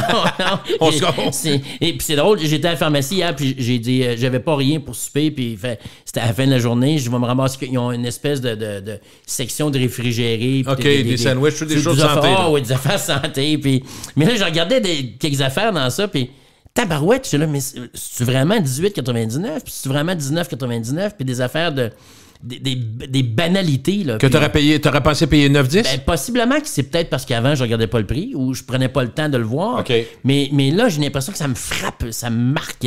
Alors, quand on revient avec ça, avec le travailleur, lui, qui est là, et puis que lui, là, on dit, qu'est-ce que les employeurs peuvent faire? Ben, comme je dis, clarifier les attentes, peuvent communiquer la mission de l'entreprise. C'est bien beau, la mission de l'entreprise ou la mission de l'employé, mais... Je reviens à ce qu'il dit. Lui, il a de la misère à payer son compte. Il ne gagnera pas plus cher à cause de ça. Il ne fera pas de commission. C'est difficile à mobiliser. Offrir du soutien, c'est correct. Il faut offrir du soutien. Et puis, on dit d'impliquer les employés. Pour moi, c'est là que ça doit être. C'est-à-dire, il faut trouver une façon de les impliquer malgré eux un peu, en quelque sorte. Des fois, en changeant les équipes avec qui ils travaillent. Admettons qu'on est 2 livreurs ensemble. Si tu mets toujours les 2 mêmes livreurs ensemble, du matin au soir, ils se remuent les mêmes vieilles histoires, les mêmes rengaines. Et puis, même rengaine, puis là, mettons que moi, je te dis tous les jours, j'aime pas ça, je t'écœuré de la job. Même si tu l'aimais, tu vas finir par être écœuré toi aussi. Alors, de changer les équipes, on se rend compte des fois, ça a une implication. Il y a peut-être, tu me le diras, mais il y a peut-être quelque chose de philosophique là-dedans, parce que tu dis, tu sais, les gens, sont impliqués dans la compagnie, ils espèrent, mais ceux qui se disent, par exemple, que celui qui fait de l'argent, c'est le boss. C'est lui, il part avec l'argent, puis nous autres, on travaille, puis quelqu'un qui se voit comme, entre guillemets, là, je exagère volontairement, un esclave, c'est différent d'un autre qui dit, moi, je fais partie du succès de cette entreprise-là. Moi, je vais aider le boss, mais je suis bien payé, puis j'ai un bon salaire, puis sais-tu quoi, je vais être capable d'avoir un meilleur salaire, moi, éprouvé. C'est bien différent de l'autre qui dit, ça m'amène à penser à combien de gens qui ont dû dire ça, toi aussi, parce que tu fais des conférences, t'en racontes plus que moi, mais j'ai des amis qui se privaient d'acheter une voiture qui était belle parce qu'ils se faisaient écœurer. Il fallait qu'ils se cachent. Absolument. Parce qu'ils se font que. Fait que, tu sais, ça disparaît pas complètement, ça. Il reste... Puis ton attitude envers l'entreprise va faire une maudite différence. Mais dans toute ta vie, Puis c'est pour ça que on se rend compte que c'est qui ça touche. D'abord, il y a les jeunes puis les nouveaux travailleurs, là, souvent, ceux qui rentrent dans la patente en disant... J'ai peu d'avenir devant moi. J'ai peu d'avenir intéressant. J'ai pas étudié, je suis condamné pas mal à faire ça. Eux autres, c'est très difficile. Ils rentrent, ils sont déjà désengagés. C'est vraiment une job. Des jérémiades tout le temps. Misère. C'est une job signifie chèque de paye, je paye mes comptes. Okay, c'est une obligation. Et puis, c'est pas un choix. Ils n'ont pas choisi la job qu'ils voulaient. Ils ont choisi la job qui voulait bien les embaucher. On se rend compte que, on l'a dit, ceux en télétravail... il y en a qui se sont vraiment démobilisés à ce niveau-là. Et puis, les gens autour se démobilisent aussi parce que si toi, tu es vraiment motivé, tu as l'impression que tu es le seul de ta gang, tu finis par te décourager aussi. Et ça, c'est dramatique dans une compagnie. Puis si les compagnies font rien, ben ils risquent de payer le prix, dans le fond, c'est ça? Écoute, il va y avoir une baisse de productivité. Puis je peux aller plus loin que ça. On peut parler de... Il y a un risque pour la compétitivité. Si je deviens moins compétitif, moins de ventes. Moins de revenus, moins de profit. Et éventuellement, il y a des compagnies qui pourraient fermer. Rotation plus grande dans parce que les gens finissent justement par partir pour 15 cents de plus. Ils ont l'impression de. Et puis, le coût élevé, parce que quand je remplace, il faut que je reforme, il faut que j'embauche, il faut que je reforme. Il y a une instabilité qui se crée. Et puis, l'autre chose aussi, c'est le signal que ça envoie. Quand il y a une rotation forte, les gens disent, coudonc, c'est une porte tournante ici. Et puis, l'autre affaire, c'est qu'il y a des gens qui se protègent. Il y a beaucoup de monde. Il y a près de 39% des gens qui vivent seuls. Leur famille, souvent, ça devient leur collègue de travail. C'est les seuls qu'ils voient dans une semaine. Mais là, cette minute, ton collègue, il part parce qu'il ne reste pas. Les gens, ils disent, je me ferai pas trop de liens forts ici parce qu'ils vont ça partir. Bouge, il y a une déception qui s'installe à ce moment-là, à chaque fois. On change de sujet, on avance. Écoute, on a 16 sujets, on a un de fait. Il nous reste 8 heures. Oui, il reste 8 heures. C'est moi qui pèse sur le bouton record maintenant, en plus. Pèse pas sur stop tout de suite. Pour l'instant, ça va très bien. Alors, on va parler de l'élection récente de Donald Trump à la présidence des États-Unis qui a ravivé le débat sur les relations commerciales entre le Canada et le voisin du Sud. On a parlé un petit peu d'entrée de jeu, qui n'a pas parlé. L'intention du président élu d'augmenter, d'imposer des tarifs douaniers de 25% sur tous les produits en provenance du Canada, aussitôt qu'il arrive en janvier 2025, mesure qui pourrait avoir des répercussions importante sur l'économie canadienne, les entreprises, les consommateurs. Simon, est-ce qu'on peut peut-être regarder ça avec un peu plus de précision? Qu'est-ce qui s'impose? Écoute, en 2022, là, les importations canadiennes vers les États-Unis, on parle de 395 milliards. Exportation ou importation? Exportation. Okay. Alors, fait qu'on a exporté vers les États-Unis 395 milliards. C'est même Justin Trudeau n'est pas capable de dépenser ça. Fait que c'est beaucoup, beaucoup d'argent. Ça représente à peu près 77% de toutes les exportations totales du Canada. Okay. Alors, on sait à quel point les États-Unis sont un joueur important pour le Canada. Et on en parlait un petit peu plus tôt, mais Trump est arrivé avec ça. Son cheval de Troie, il envoie ça, il regarde comment les gens vont s'organiser avec ça. Il y a beaucoup de gens au Québec qui, je sais, étaient excités avec l'élection de Donald Trump. Oui. Comme s'ils avaient été eux-mêmes des Américains. Il y a des gens qui ont embarqué dans... Ouais, le show, entre guillemets. Il a fait rire parce qu'il disait des choses absurdes, stupides, ou n'importe quoi. Mais il se disait... Puis en plus, il était élu. Oui. Fait que, puis il représente un fuck-tout. Je m'excuse du terme, là, mais il y a vraiment un fuck-tout. Et Trump représente, même dans son deuxième mandat, il représente encore ça. Puis il y en a beaucoup qui sont écœurés. Il y en a beaucoup qui sont écœurés de la taille de l'État. Il croit plus rien. Puis autant municipal, provincial, fédéral. À certains égards, on a tous un écœuré de quelque part. Là. On se fait des nouvelles, c'est hallucinant. Puis on parle de milliards comme si c'était rendu des 100 $. Ouais. Alors, fait que prenons un petit exemple court. Le tramway, c'est tellement mal géré, tellement d'attente que là, on arrive finalement à la blague, je le disais à la blague, mais on arrive presque 10 ans plus tard avec le même projet qu'au début. Totalement. De tout virailler ça, perdre plus combien de temps et d'argent. Demande à n'importe qui a fait des rénovations, qui a construit dans les 8 dernières années à différence de prix il y a 8 ans puis aujourd'hui. Exactement. Puis c'est pour dans 9 ans. Ah oui, 33. Là, je suis en train de me dire, je vais être encore vivant, je ne sais plus. Là. Je me pose des questions pour moi, puis on regarde les chiffres aujourd'hui annoncés par rapport à ce que ça va représenter.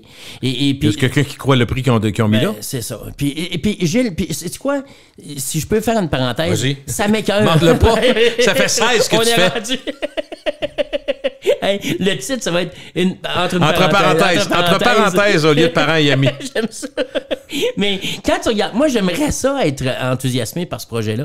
J'aimerais ça qu'on ait un système de transport à Québec. Mais moi, je le souhaite aussi. Oui. Je sais pas si, comme moi, tu l'as vu ailleurs, mais j'ai trouvé ça pratique. Je suis allé à Amsterdam. Tu vas me dire, Amsterdam, c'est pas Québec, mais c'est vrai aussi à Dallas. Je suis allé à Dallas parce que, vous savez, j'aime les Stars de Dallas, mais j'ai pris volontairement, j'ai pris le tramway là-bas. Il y a le métro aussi. Fait que, tu sais, bon. Puis je le vois, l'intérêt qu'il y a. Puis je vois partout. J'ai lu, parce que j'ai eu à en parler, puis j'ai lu partout que ça a toujours râlé partout où on a installé le tramway, parce que c'est long. Si tu creuses, t'écœures le monde, c'est un enfant de chiénisage de ta vie, toute la patente. Mais quand ça arrive, t'en veux d'autres. Possiblement. Faut que tu l'essayes. Mais ce qui m'écoeure, c'est ça. C'est que à la vitesse à laquelle on fait des choses, j'ai l'impression que ça va toujours être une verrue dans ça. Et j'ai pas l'impression que ça... On peut même pas exclure que peut-être ça se fera pas. On aimerait ça dire non, mais... Totalement. Et avec la fragilité du gouvernement actuel, avec des élections qui... Il y a Poilievre qui s'en vient comme un train, puis lui, il a dit, il n'y aura pas de train, il n'y aura pas de train. Oui. T'as vu la dernière élection partielle dans l'Ouest canadien, 66% la conservateur. La conservatrice t'as-tu surpris? Non, zéro. Absolument pas. Et ça va ressembler à ça. Et ceux qui croient que le Québec, il n'y aura pas de conservateurs au Québec, il va en avoir. Il va en avoir. Et les régions risquent d'être au rendez-vous cette fois. Non, ce qu'on disait il y a quelques minutes. C'est le Bloc qui va payer pour ça. Le Bloc, il dit, ça va bien aller, mais je dis pas qu'ils ont un très bon chef, mais non, je pense qu'il y a des gens qui... Il y a des gens qui ont peur que le Bloc pourrait devenir C'est déjà arrivé? La position officielle? La position officielle. C'est déjà arrivé. Et puis, c'est-tu arrivé? Oui, c'est déjà arrivé. Oui, c'est déjà arrivé. Je pense pas que c'est arrivé longtemps, mais c'est arrivé la position officielle. Mais je sais que ça fait peur à du monde. Ça me plaît pas non plus. Ben, c'est parce que c'est une question de voix. Je pense que c'est arrivé quand le NPD n'a élu beaucoup au Québec. Bon. Mais de mémoire, là, je vais de mémoire, mais tu sais, quand on s'est dit on aurait dû s'appeler parce que là, Jack Layton a voulu prendre une bière avec. On a élu 50, dont 53 qu'on connaissait pas. Oui, puis il y avait même celle qui est devenue bonne. Ah oui, bonne députée, ben oui, la barmaid. La barmaid. Elle est devenue bonne, elle était appréciée complètement. Non, elle s'est mise sa job. Oh, absolument. Elle a appris le français. Puis elle allait voir le monde, elle était dans un comité. Oui, non. Mais fait que quand on revient au niveau du projet du tramway, ça serait le fun de savoir que, OK, ben, dans 4 ans, après ça, on va aller là, avoir un plan clair et tout ça. Mais je regarde le Bourgneuf écoute, ça se construit, c'est effrayant. On se rend pas là. Je suis allé faire une commission dans le coin de Val-Bélair en fin de semaine. On se rend pas là. J'ai l'impression que les axes importants, on s'y rend pas. Et puis finalement, ben, j'ai l'impression que ça va toucher. Pour la ville. C'est pour la ville. Puis c'est parfait, c'est correct. Mais on va regarder, je regarde ça, puis je trouve ça dommage qu'on n'ait pas un plan à long terme, qu'on soit pas capable de nous l'annoncer. J'ai l'impression qu'on est encore dans des cachettes et puis on sait pas trop qu'est-ce qui va se passer. Et puis c'est cute là, de dire la Bay James. Je veux pas lancer de pierre, mais quand on y pense, ça avait été évoqué avant. M. Labaume avait été convaincu puis il a poussé. M. Marchand est convaincu, il pousse. Mais c'est vraiment la CAQ là, qui met un break là-dessus. La CAQ est sur le break à bras. Et là-dessus, j'allais dire objectivement, je peux pas dire ça parce que j'ai peut-être un parti pris négatif, là, mais je trouve que la ministre, la vice-première ministre, Mme Guilbeault, je trouve que là-dedans, moi, et M. Legault et Mme Guilbeault, qui sont 1 et 2 dans le gouvernement, ont perdu toute ma confiance. Oui, mais tout avec un T à la puissance 10. Depuis Jean Talon, depuis ça, les changements. Ah, c'est ça que vous voulez, on va changer, on change. Comme tu dis, c'est comme si on jouait avec des petites poches de sable. Totalement. Hey, c'est des milliards, puis des Puis l'annonce d'hier... C'est navrant, leur attitude. Il y a personne qui... tout le monde... On dirait qu'on y croit plus. Moi, hier, l'annonce, là, pas hier, mais dans les derniers essais, je regardais l'annonce, puis c'est quoi cette affaire-là?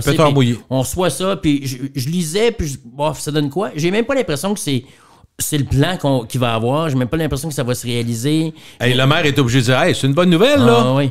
Et puis, il a pu le dire. Et puis, tout le monde était mauvais vendeur dans ça en passant. On n'a pas parlé de... Toi, tu parles de vente, là. C'est ton pain et ton beurre. Totalement mauvais.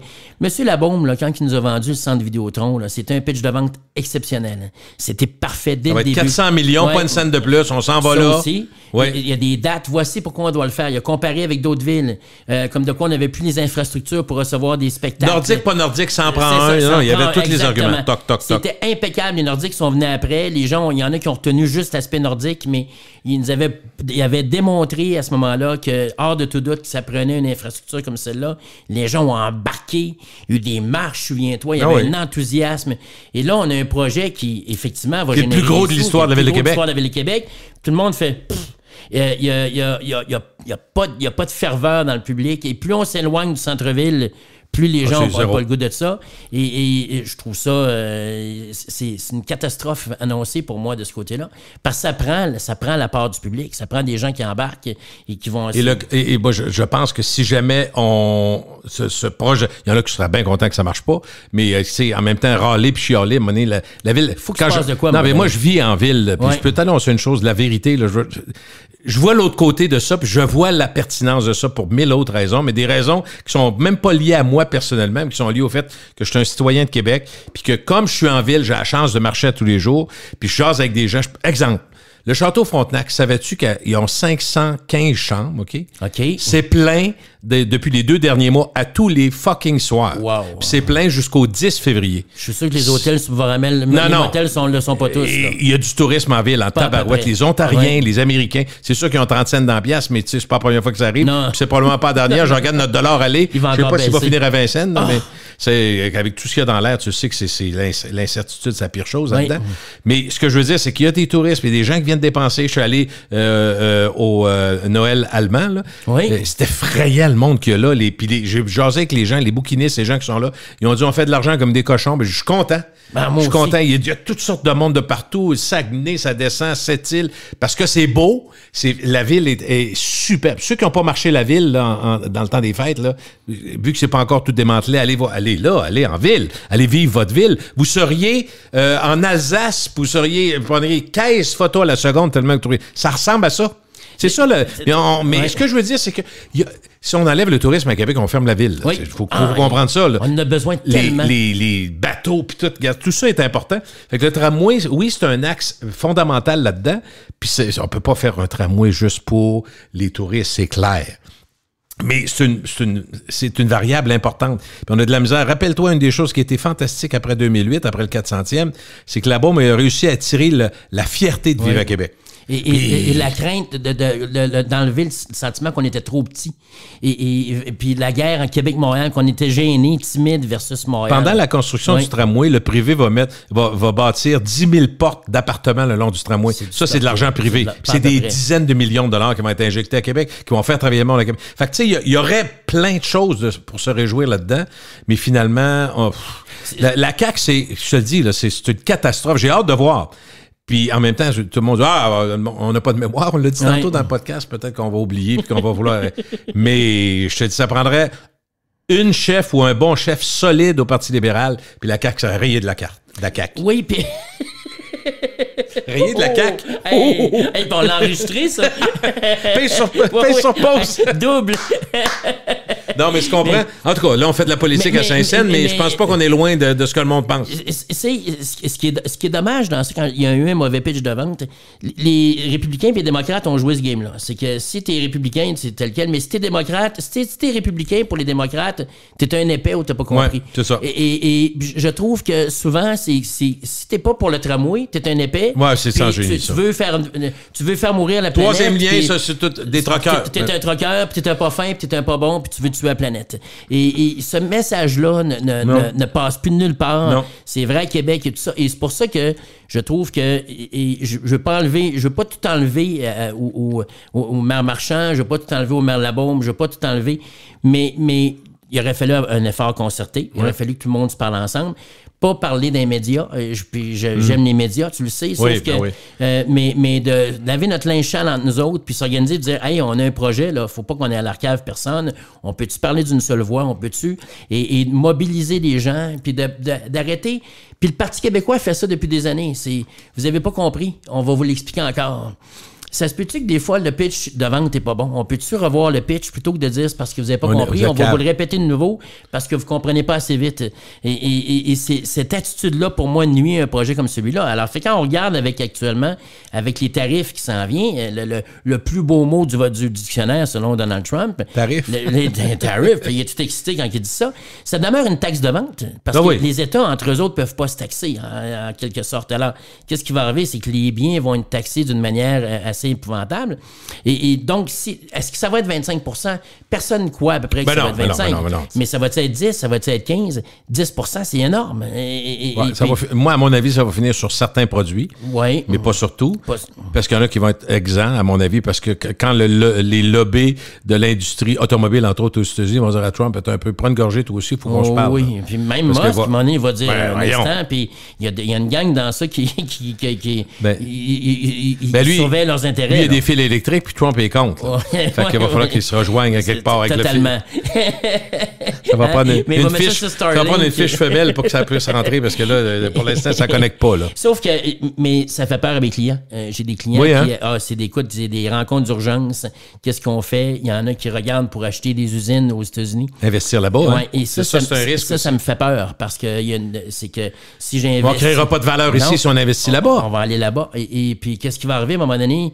On le sait comment ça va arriver. Puis c'est pas parce que j'aime pas les États-Unis, mais à un moment donné, qu'est-ce qui va arriver? L'usine aux États-Unis va finir par être plus grosse. Et là, à un moment donné, il va y avoir plus de décideurs qui vont être rendus là-bas. Et là, on va donner un mandat, une agence de com. On va dire, on va le donner à l'agence américaine. On est là, on est sur place, tout ça. Et ce qui est en train de se passer là est inquiétant. Il est vraiment, vraiment inquiétant. On estime qu'il y a à peu près 2,2 millions de personnes au Canada qui ont un emploi directement lié vraiment aux importations, aux exportations. On a la même chose, c'est juste dans le rendu. Mais j'essaie de me retrouver dans ma tête, mais j'avais un petit brouillard dans ma tête, mais tout va bien. C'est notre parenthèse. Néphrologue! Ça, c'est un running, là. Essayez pas de comprendre, mais je voulais faire rire Simon, parce qu'on a eu une discussion avant d'entrer en ondes dans notre podcast, puis on cherchait le lien. mais alors, fait que on estime qu'il y a 2,2 millions d'emplois directement liés avec les exportations avec les États-Unis. C'est préoccupant, Gilles. C'est préoccupant. Puis actuellement, on est dans une position de faiblesse. On le sait, le gouvernement Trudeau est... Puis si on a un minimum sérieux, on ne peut pas se permettre de dire « Ah, ça n'arrivera pas ». Non. Non, faut que tu te prépares. Il faut le prendre au sérieux. Et Mme Freeland, c'est un des points importants quand elle disait « faut se garder de l'argent parce qu'on ne sait pas, sait pas ce qui va arriver ». Puis si on a des ajustements à faire, il faut avoir les fonds pour ça. Puis quand elle dit... C'est sage ce qu'elle disait. Il faut faire confiance aux Canadiens et d'arrêter de faire des politiques pour essayer de plaire et aller chercher des votes. Les gens ne sont pas dupes. Et alors, actuellement, on a un gouvernement fédéral qui est affaibli. Là, c'est Dominique qui prend la place de Mme Freeland. Voyons. Parce qu'on veut pas Blanc, c'est pas ça, non? Le Blanc. Le Blanc. Il gardait Justin Trudeau quand il était jeune. Ouais. C'était le gardien, Justin, il le garde encore. T'as-tu des gens qui sont sympathiques dans ta rue? Dans ta rue, y en a-tu une couple? Il y en a quelques-uns. Un ou deux. Mais est-ce que t'es vers la maire de la ville? Peut-être pas. Ils peuvent être sympathiques. Du bon monde, il y en a plein dans la rue. C'est un avocat de formation. C'est un bon chum. Je sais que c'est un chum à Ford aussi. Mais des bons amis dans des situations critiques de même trop proches, souvent, c'est des gens qui te challengeront pas. Oui. Puis il semble pas aimer se faire challenger. Mais c'est une catastrophe. Alors là, t'as Trump qui est l'autre bord, qui est sérieux. Il a promis des choses à son électorat. Il est arrivé là qui sont... Écoute, il y a des gens qui sont il y a deux chambres à lui. Il y a tout. Il y a même la Cour suprême, quasiment. C'est son monde qui est là. Tu regardes le monde qui est en train de nommer. Il y en a la moitié qui ont des dossiers judiciaires, puis c'est même pas grave, puis il n'y a pas de souci. Il n'y a pas de problème. Et puis il est en train de faire approuver. Et puis, tu sais, on parlait tantôt du cheval de Troie. Getz, là, il savait qu'il ne serait pas accepté, mais c'est... OK, je vous donne celui-là, mais vous allez m'accepter celui-là. Puis là, tu vois là, que Pete Exworth, en tout cas, qui serait celui de la défense, a de la difficulté, mais c'est pas encore... Ça annonce bien actuellement pour eux autres. Pour nous autres, je sais pas, mais pour eux autres, ça annonce bien. Sauf que pour les Canadiens, puis les Québécois, ce qui est en train de se passer là, c'est grave, parce que à l'instant si ces tarifs-là sont amenés, puis effectivement, ça se transforme, même si le dollar est bas, qui est intéressant pour les gens qui font des exportations. Oui, c'est bon. Sauf que même si le dollar est bas, avec cette taxe-là, ben là, ça va freiner certaines choses. Et puis, on est en train vraiment de se retrouver dans le trou. Puis là, tu n'as pas quelqu'un qui est solide en position pour négocier avec Donald Trump. Et tu l'as dit, là, c'est le 51e État, c'est le gouverneur de notre État du Nord. Il y a Ray de Freeland aussi dès la démission. Il n'y a rien qui se permet pas. Et donc, il faut changer la direction absolument du parti. Et il semble vouloir s'accrocher jusqu'à une prochaine élection. Le seul espoir qu'on peut avoir sur Trump, c'est que dans son premier mandat, sur tout ce qu'il avait dit, il a fait à peu près 25-30% maximum. Parce donc, il n'a pas respecté... est-ce qu'il va le faire plus? On ne peut pas se fier là-dessus. Mais si on veut s'encourager, on va se dire, c'est sûr qu'il en dit beaucoup, il ne fera pas tout ça. Mais il n'y avait pas autant d'emprise sur les chambres. C'est important, parce qu'aux États-Unis, le Sénat, il emmène large. Écoute, il y a le Sénat, il y a le judiciaire, il y a la Chambre, il y a tout. On devrait jamais dire ça d'une vie, mais le judiciaire il devrait être indépendant, mais... Écoute, il l'est pas beaucoup actuellement. Alors, mais pour nous, c'est préoccupant. Puis écoute, s'il y a une hausse des prix des produits importés, ben pour nous autres aussi, c'est que là, nos biens vont augmenter. C'est vrai pour le consommateur, mais c'est vrai pour les entreprises. Et comme entreprise, ben qu'est-ce qu'il faut que je fasse? Il faut que je me modernise dans une situation comme celle-là. Investisse. Mais si mes équipements sont américains, ils me coûtent plus cher aussi. Si j'ai fait venir d'Europe, ça va coûter les yeux de la tête à traverser l'Atlantique. Ben oui. Alors, il y a comme un goulot d'étranglement qui n'est pas le fun. Tu as le taux de chômage qui monte d'un côté, tu as le dollar qui continue de faiblir, les taux d'intérêt, là, on se rend compte que l'inflation commence à vouloir se pointer le bout du nez. Est-ce qu'on va jouer dans ça un petit peu? Je pense pas qu'on va remonter taux d'intérêt. Non. Mais ça va brasser. Puis là, actuellement, avec tout ce qui s'est passé là, et c'est correct, les gens qui aiment bien Trump et qui trouvent que c'est le fun. Moi, j'aimerais ça que Elon Musk réussisse à diminuer la taille de l'État. Pourquoi? Parce que j'aimerais ça que ça devienne le game plan après ça. J'aimerais ça qu'on fasse ça chez nous aussi. On doit le faire. On n'a pas le choix. L'État est gros. Et puis, j'écrivais dans une de mes infolettes récemment la théorie de Jeff Bezos sur les 2 pizzas. Je ne sais pas si ça dit quelque chose. Non, excuse. C'est Jeff Bezos, il dit, quand tu as une réunion, quand tu as une équipe, tu devrais jamais avoir besoin de plus que 2 pizzas pour nourrir l'équipe. Si tu as besoin de plus, si tu fais un lunch, là, on fait amener de la pizza pour tout le monde, 2 pizzas, ça doit être assez. Si tu as besoin de plus de pizzas, c'est parce que tu as trop de monde dans la réunion pour que ça soit efficace. Il disait, après ça, c'est plus efficace. Les idées pétinent, ça avance pas, ça échange pas. Je voyais Santé Québec qui a engagé 90 personnes. Mais c'est quoi la grosseur de la pizza, il faut le savoir? Ben, c'est une large? Small. Ah, des petites. OK, 2 petites? Mais 2 bonnes grosses pizzas, là, tu devrais être capable de nourrir tout le monde. 7-8 personnes max, c'est ça, je comprends? À peu près. 7-8 personnes, puis là, tu fais le tour, puis là, c'est efficace. OK, parfait. Mais si t'es rendu 23, et c'est pas efficace. Santé Québec a commencé avec 90 embauches, il y a 70 cadres. Alors, fait que quand je regarde ce qui se passe aux États-Unis, je suis pas un fan d'Elon Musk sur l'individu, mais si ça fonctionnait, ben, ça pourrait devenir un bon game plan pour le Québec, pour le Canada. Alors, moi, j'ai un intérêt pour ce qui est en train de se passer. Alors, comment ils vont le faire, de quelle façon ça va le faire. Puis c'est cute dans une campagne, puis c'est beau quand ta casquette MAGA, puis tu sautes dans les airs, puis on va mettre tout le monde dehors, mais ils ont des syndicats, eux autres aussi. Il va y avoir des lobbying très forts. Et chaque État a une importance. Puis là, il y a des gens qui vont dire, c'est bien beau, là, mais dans mon État, on t'a élu, mais il faut que tu protèges mon industrie. Ça sera pas facile tantôt. Et puis, est-ce que Trump puis Musk vont s'endurer longtemps? On ne sait pas encore. Moi, je continue à penser que ça va finir par péter. Ah, c'est sûr. C'est sûr, c'est ça qui peut... Et avec fracas quand ça va se faire. C'est 2 personnalités extrêmement fortes. Puis Musk est beaucoup plus riche, mais Trump est pas mal pris. Il est quand même président, donc il a un pouvoir immense. Mais lui, en étant l'homme le plus riche au monde, il a un pouvoir immense. Fait qu'effectivement... Puis il tient les États-Unis par les couilles, avec le programme spatial. C'est lui. Boeing a eu des ratés. C'est vraiment lui. Tu as la communication avec Starlink. Tu as le réseau social qui est le plus fort au niveau de l'actualité pour amener des... Lui a acheté ça, ben, tout le monde trouvait qu'il avait payé cher, mais vois-tu aujourd'hui encore? Finalement, c'est une bagatelle. Puis là, tu as l'automobile, puis alors il emmène large. Alors, quand tu regardes les tarifs comme ça, il va falloir qu'on adresse la situation, il va falloir qu'on soit sérieux. Puis actuellement, en étant endetté, en fou, on s'aide pas, là. On s'aide pas. C'est quoi le jeu qu'on a? Il n'y en a pas beaucoup. Alors, c'est inquiétant ce qui est en train de se passer. J'espère qu'on va s'ajuster. Et puis on le voit, ceux qui sont allés aux États-Unis récemment, là, ils se sont rendus compte que notre pouvoir d'achat comme Canadiens est faibli tout le temps. Et les entreprises actuellement, bien, quand tu vas négocier là, avec un gars comme Trump, là, peu importe qu'il soit Poilievre ou que ce soit Trudeau, là, on n'aura pas le gros bout du bâton. Non. Le gros joueur, c'est lui. On parlait de Yellowstone tantôt, tu me permets? La série, vas-y. Hein? Dutton a une conversation, le moment donné, Kevin Costner, une conversation avec son petit-fils. Le petit jeune, là? Le petit jeune, puis il dit, ouais, mais c'est pas fair. Il dit ça à son grand-père, il dit, c'est pas fair. Puis je l'ai écrit, je voulais te le... Ben, c'est bon. Il dit, fair means one side got exactly what they wanted in a way the other side can't complain about. Et puis il dit there's no such thing as fair. Alors dans le fond, ce qu'il dit, il dit les deux, il y a un côté qui a eu exactement ce qu'il voulait, d'une façon que l'autre partie peut pas s'en plaindre. Mais fair, ça n'existe pas. Puis ça va être pas mal ça. C'est qu'à un moment donné, on va négocier de quoi?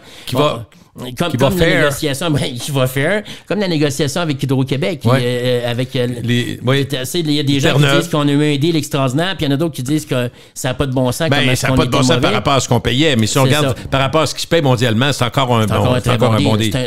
Ça, il faut le donner. La CAQ ont été capables de faire une bonne chose, mais tu vois, la perception, c'est quoi? Alors, ça va arriver quoi, cette négociation-là?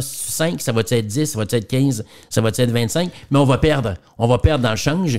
Et puis, il faut se rappeler qu'il y avait renégocié l'entente avec le Mexique, Canada et les États-Unis. C'est Trump qui est derrière cette entente-là.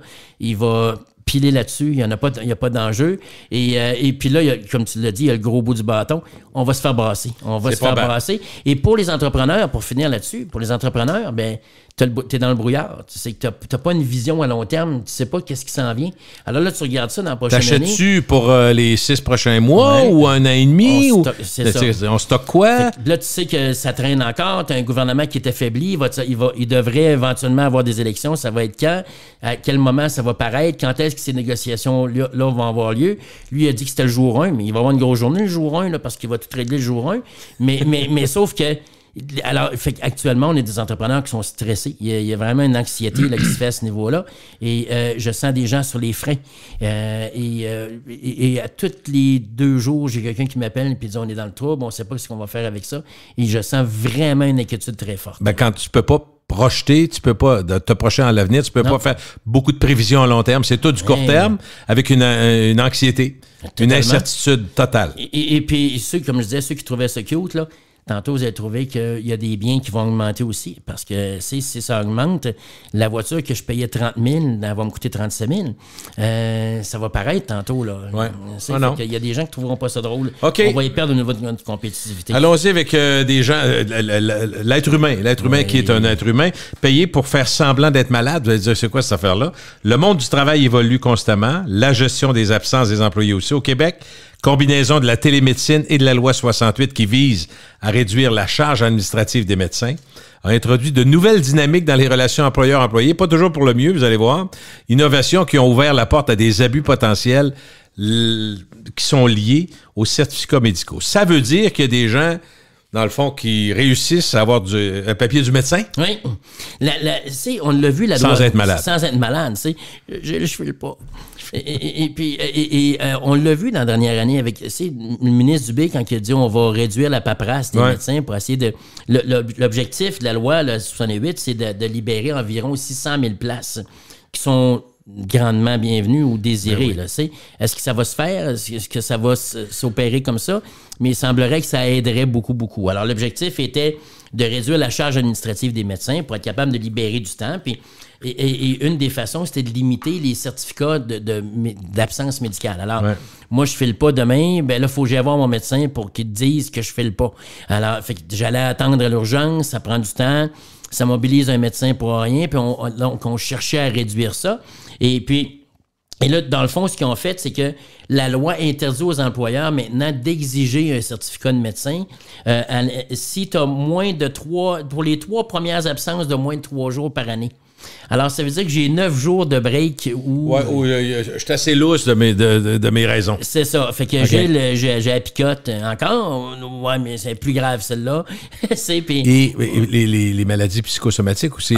Aujourd'hui, je file pas. J'ai eu des mauvaises nouvelles. Je suis pas capable de me concentrer. J'ai mal à la tête. Peu importe puis je ris pas de ça, mais il y en a beaucoup de gens qui sont aux prises avec des maladies intenses que j'appellerais invisibles, mais qui sont extrêmement prenantes. Oui, effectivement. Fait que t'es assez mal vu qu'en disant là, lâche-moi un mot de tête, prends des aspirines puis sac-moi patient. Je peux pas, là. C'est ça. Et puis c'est là que la télémédecine est devenue intéressante. Oui. Parce que là, je vais aller voir un télémédecin. Je vais aller voir un médecin. Puis il va m'envoyer un petit papier. Qu'est-ce que t'as? Je file pas. Okay. Fais-tu plusieurs jours? Je dors pas. Je mange pas. Tu trouves que j'ai maigri beaucoup? Et puis, je mange pas. J'ai pas d'appétit. Attends un peu, je vais ouvrir ta caméra. J'ai maigri des coudes. J'ai des coudes tellement minces. Quand je m'accote, là, j'entends. Mais alors, toutes les après-midi, quand je vais au bar, là, je me dis j'ai donc bien mal au coude. Le gars, il vient se briser complètement. Quand je me commande une douzaine de beignes, je m'accote les 2 coudes pour les manger. Ça fait mal. Ça blesse. Mais là, fait que là, les gens, ils arrivent et disent je file pas. Alors là, il y a un doute qui s'installe. Et fait qu'on est en train de créer vraiment un problème à ce niveau-là. Les employeurs se rendent compte qu'ils sont en train de se faire jouer des tours pas à peu près. Puis là, il faut qu'ils se protègent. Et là, la loi 68, pourquoi a été faite? La vraie raison de ça? Ce qu'on disait, effectivement... C'est pour aider les médecins. C'est pour aider les médecins puis aider la population. Alors, dans le fond... C'est-tu elle aussi qui permettait d'avoir un peu plus de travail, de prescriptions données par les pharmaciens, les infirmières, super infirmières? Ça, c'est une bonne idée d'avoir beaucoup de mesures pour aider. Moi, je trouve qu'à la base, c'est parfait. Bon. Ça aurait dû toujours être de même. Et puis, mais... Alors, fait que là, il est en train de créer quelque chose. C'est que là, les employeurs disent, coudonc, sont-ils malades pour vrai? Puis je suis pas en train de dire que la télémédecine n'est pas bonne. Moi, je crois à ça, la télémédecine. Puis ce que je trouve ça de valeur, c'est que là, on est en train de remettre en question la télémédecine. Il y a un aspect pratique dans ça. On a parlé des régions tout à l'heure. En région, on le sait comment c'est difficile d'attirer les médecins. D'ailleurs, on a vu que le ministre Dubé envisageait de changer les règles au niveau des médecins pour les premières années, tout ça, qui serait obligé d'aller en région et tout. Alors, on sent que le gouvernement cherche des solutions. Ça fait Quand même juste plusieurs dizaines d'années qu'ils en cherchent, mais au moins ils en cherchent. Mais en même temps, regarde, je ne suis pas un savant, pas du tout, mais j'ai 64 ans, je suis à la fin du baby-boom, OK, tu comprends? Des gens du baby-boom sont nés entre 40 et 60, les années 40, les années 60, puis le cœur est des années 50. Donc, des gens qui ont aujourd'hui 70, 75. Il y en a un paquet là-dedans qui sont médecins qui débarquent. Ils en débarquent à tous les semaines. Là. Toutes les semaines. Pense-y, là, les gens de 60 à 80 ans, médecins, il y en a qui ont débarqué avant, mais il y en a qui se rendent pas loin. J'ai déjà eu un médecin qui a 79 ans, bien en forme, puis pas de trouble. Là. Juste qu'il en sort beaucoup, puis on en rentre assez. Pas assez. Puis avec la population qui grandit à cause de l'immigration. On pourra en parler des heures. Là. Fait que c'est pas réglé demain, là. C'est pas réglé de même, puis je crois que ça se réglera pas de même. Puis là, je trouve ça dommage, parce que comme les gens abusent de télémédecine, là, on est en train de remettre ça en question, la télémédecine. C'était un système qui était pratique. Mais l'abus, non, mais c'est l'abus, tout le temps l'abus. Puis là, les employeurs disaient, un instant, on est en train de se faire jouer des tours de notre côté, on n'a plus le contrôle. Puis en même temps, c'était pas pratique pour l'employeur non plus de te dire, va chercher un billet. Ça faisait pas de sens dans ça. Alors, fait qu'on revoit les règles, mais à chaque fois, on se rend compte, à chaque fois qu'il y a une ouverture, il y en a un qui met le pied dedans. Il va fourrer le système. Il va fourrer le système tout le temps. Et alors, fait qu'on se rend compte là, que c'est pas agréable ce qui est en train de se passer.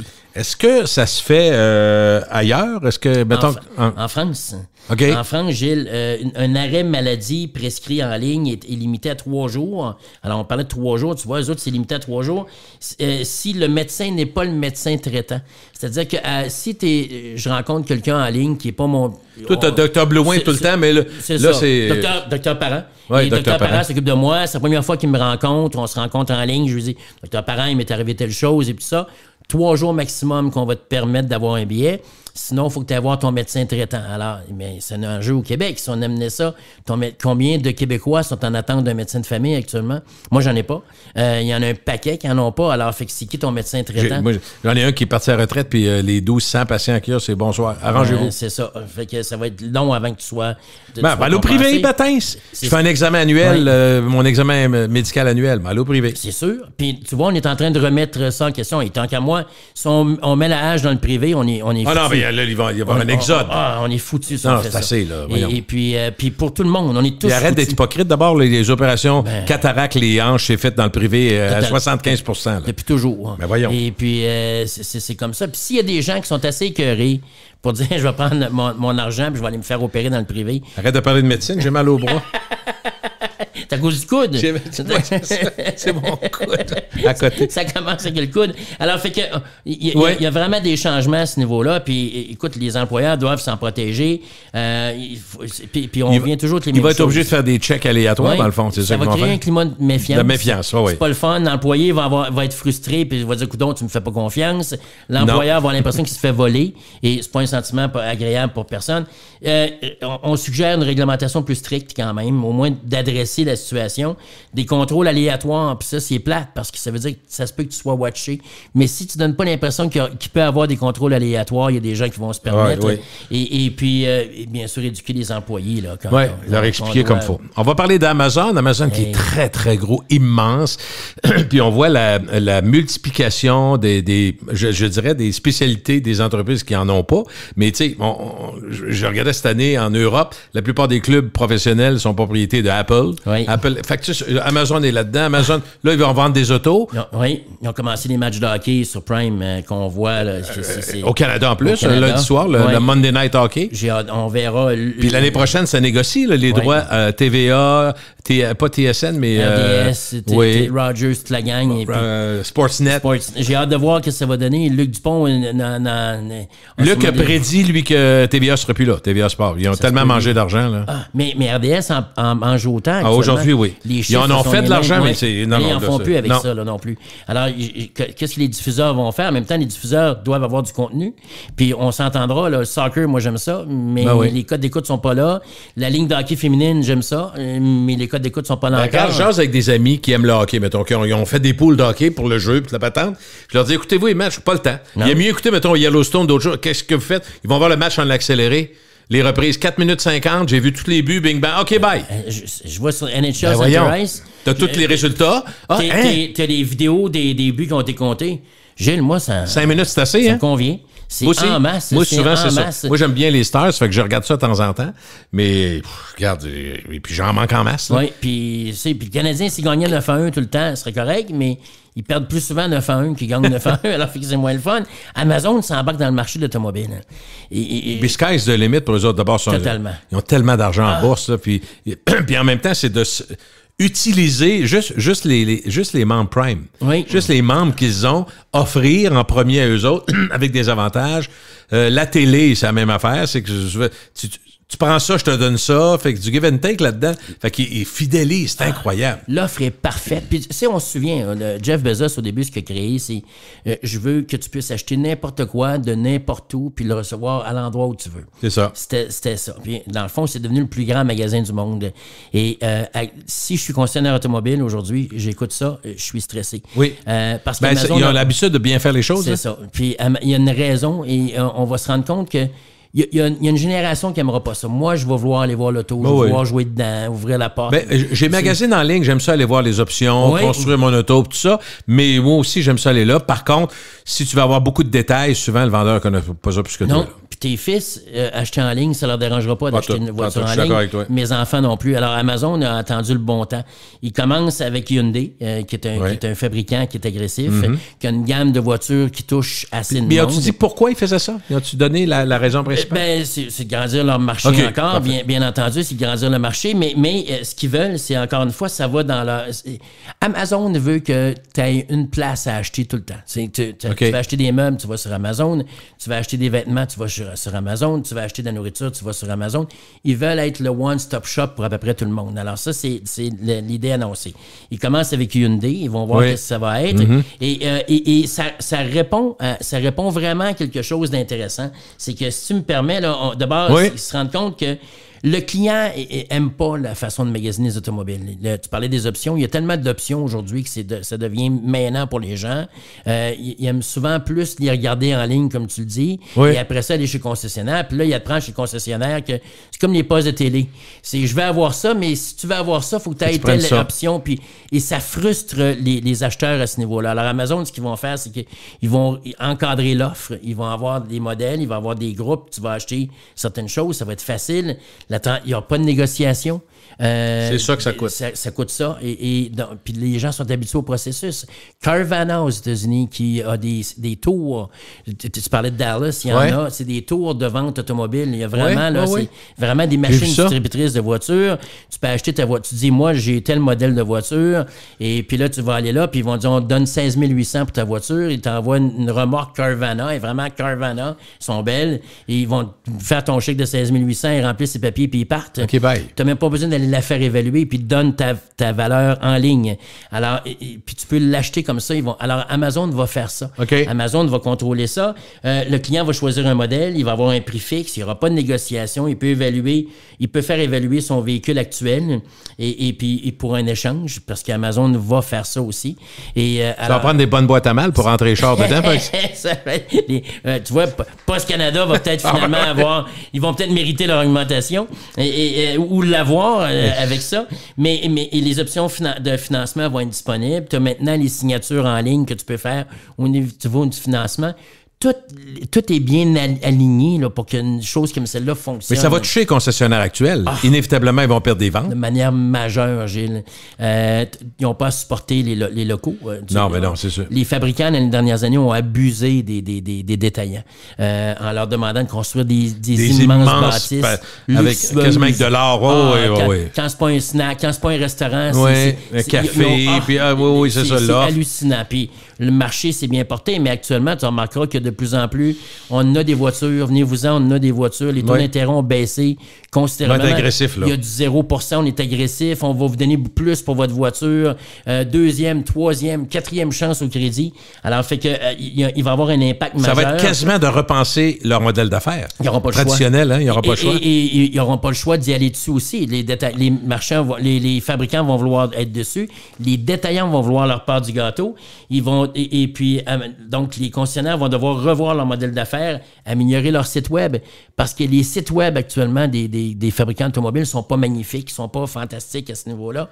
Ils vont devoir l'améliorer. Est-ce que tu penses que ça va ça va faire un peu, que je prends un exemple parce qu'on l'a d'en face, mettons Automobile H. Grégoire, ils vendent à peu près 12 sortes d'autos différentes. Est-ce qu'il va y avoir des regroupements, à ton avis? C'est probable, vois, moi, Aux États-Unis, on le voit déjà. Oui, il y a plusieurs marques. Jaguar, Honda, tout. Tu peux, effectivement, puis Jaguar puis Honda, mettons, mais tu peux avoir Toyota, Honda sous le même toit, là, je veux dire, c'est à une époque des ennemis. Aujourd'hui, tu peux les avoir sous le même toit. Alors, il y a cette démocratisation-là, c'est déjà faite. Oui. Et elle va s'accentuer. Et l'habitude d'achat, Gilles, tu vas chez ton boulanger, ben Amazon, c'est ton boulanger.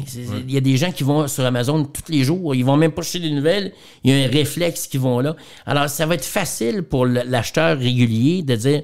Je vais aller sur Amazon. Ah oui. Et comme l'achat émotif, spontané, à 3 heures du matin, là, des gens chauds, éméchés, là, qui vont en acheter des chars. Là, Puis on va voir apparaître Amazon Flights, Amazon... tout va arriver.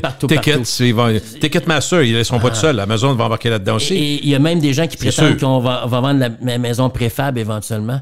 Amazon? On n'arrête pas, on est en feu. Ça, c'est effrayant. Chez Amazon, c'est acheté ça. Ça nous prend un drum à un moment donné. Pitouf-paf, il va falloir que je me sorte un petit pitouf-paf, ça n'a aucun bon sens. Mais non, mais... Écoute, mais si je suis un concessionnaire, aujourd'hui, je suis inquiet.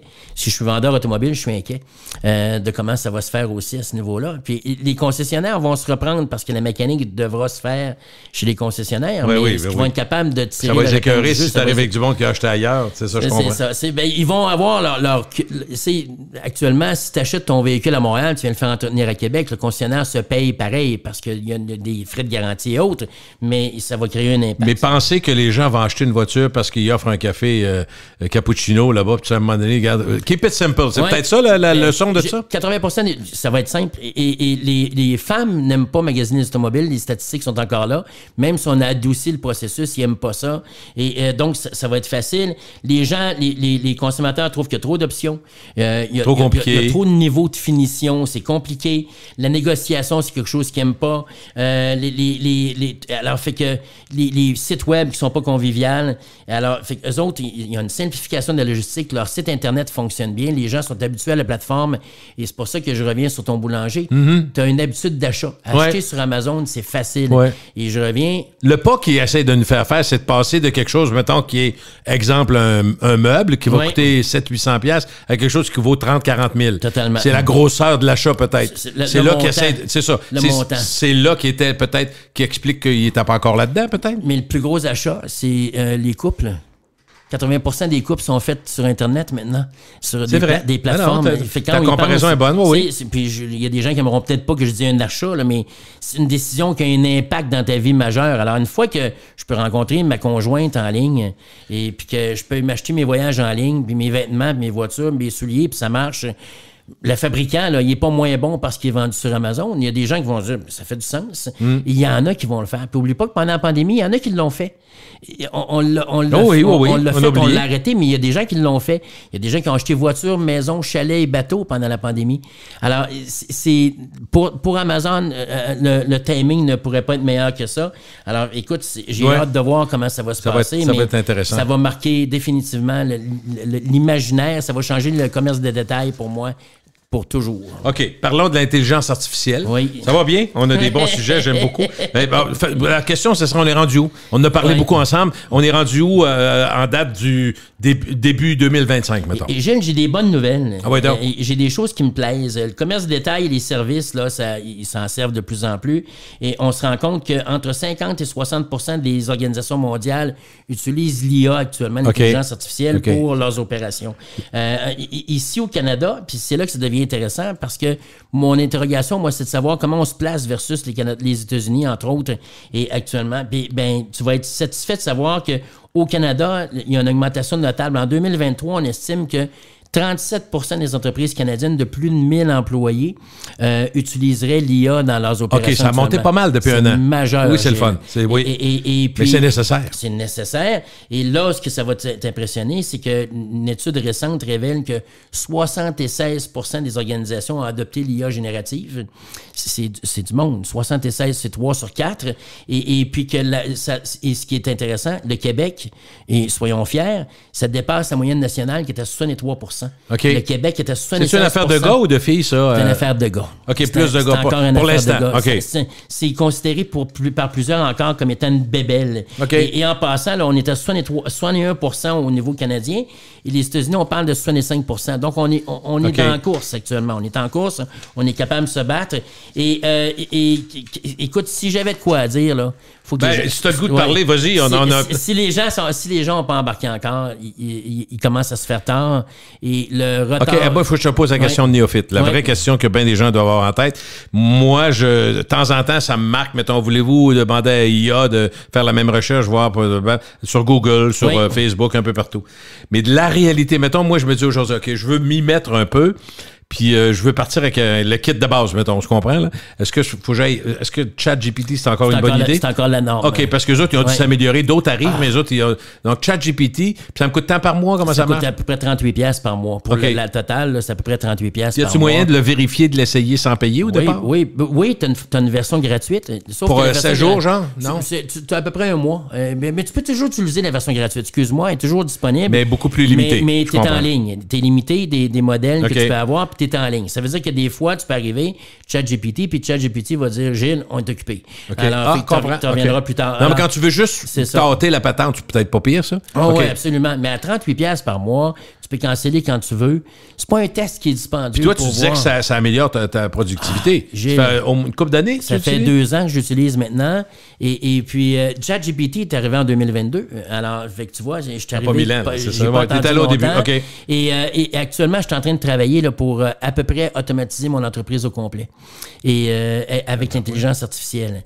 Et les opérations, des choses routinières qu'on est obligé de faire, compte de dépenses, n'importe quoi.